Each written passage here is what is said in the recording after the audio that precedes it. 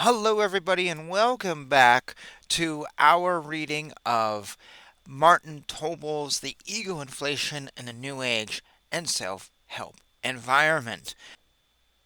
An authentic spiritual practice can be said to contain three aspects. One, critical thinking, that is, spotting thought distortions created by dualistic unbalances, both in yourself and others. Two, investigating the shadow. That is ignorance, the unconsciousness, the pain body, the cause of suffering, your own dark side, the ego. And three, the spiritual practice. That is going beyond all ideas and images.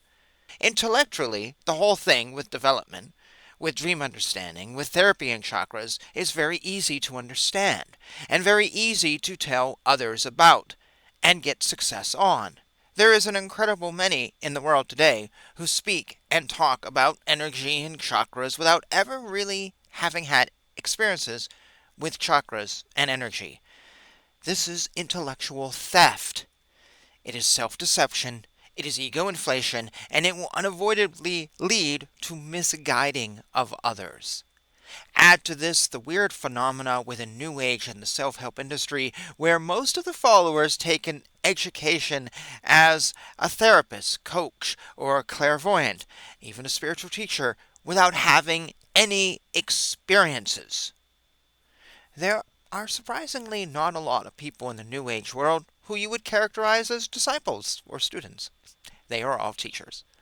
Furthermore, there are the many New Age speculators that constantly are speculating and creating a new form of therapy, or a new technique, or a new system, which are all deeply filled with scientific, philosophical, and spiritual distortions, precisely because of the lack of honest training and experience.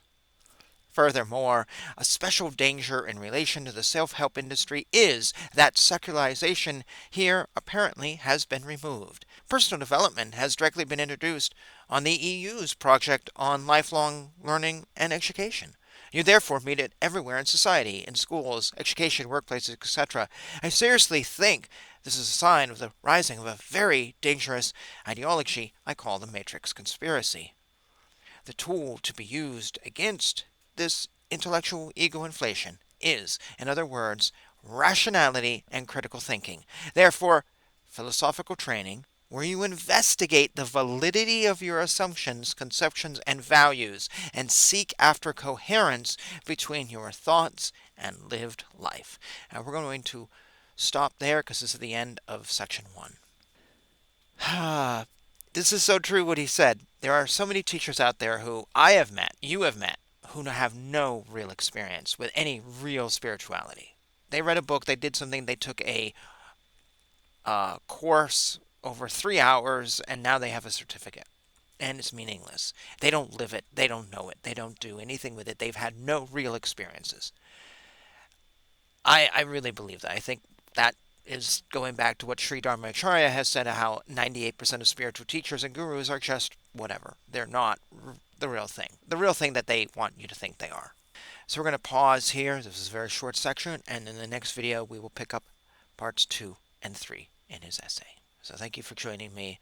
This is not straightforward Sanatana Dharma Hinduism, but many of the things that are in this I have talked about and are really important. And I don't believe in this, well, here's Sanatana Dharma, here's philosophy, here's real life, here's whatever. No, all of these things work together. Sanatana Dharma, and any religion you have, is only worth its weight in gold or anything if that religion is your life and isn't just, well, sometimes I'm Hindu and sometimes, well, I live in the secular world. No, it is your life. Maybe you make it apparent, maybe you don't, but it's always sort of there.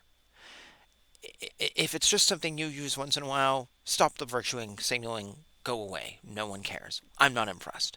No one's really impressed. Someone once said to me, Zen is not when you're sitting in the Zendo, it's when you stand up.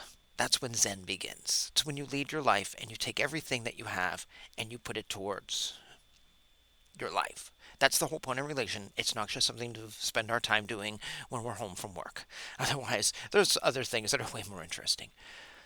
So that's how I view this. All these things come together. So this may not be a specifically Sanatana Dharma text, but it relates to what we're talking about. And all these things intertwine.